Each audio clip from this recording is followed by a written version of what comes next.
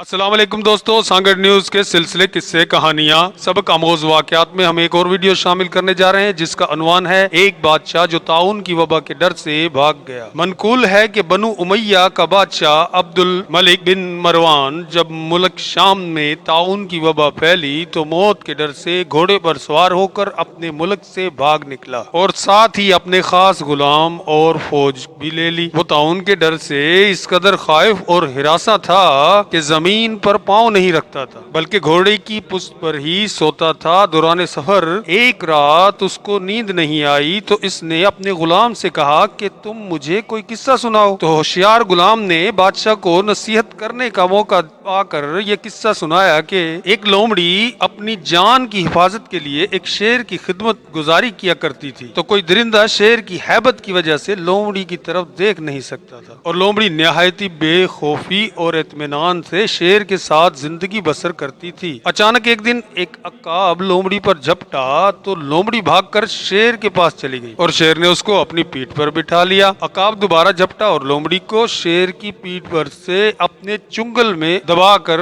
اڑ گیا۔ لومڑی چلا چلا کر شیر سے فریاد کرنے لگی تو شیر نے کہا کہ اے لومڑی، میں زمین پر رہنے والے درندوں سے تیری حفاظت کر سکتا ہوں لیکن آسمان کی طرف سے حملہ کرنے والوں سے میں تجھے نہیں بچا سکتا۔ یہ قصہ سن کر عبد الملک بادشاہ کو بڑی عبرت حاصل ہوئی اور اس کی سمجھ میں آ گیا کہ میری فوج ان دشمنوں سے تو میری حفاظت کر سکتی ہے جو زمین پر رہتے ہیں، مگر جو بلائیں اور وبائیں آسمان سے مجھ پر حملہ آور ہوں ان سے مجھ کو نہ میری بادشاہی بچا سکتی ہے، نہ میرا خزانہ اور نہ میرا لشکر میری حفاظت کر سکتا ہے۔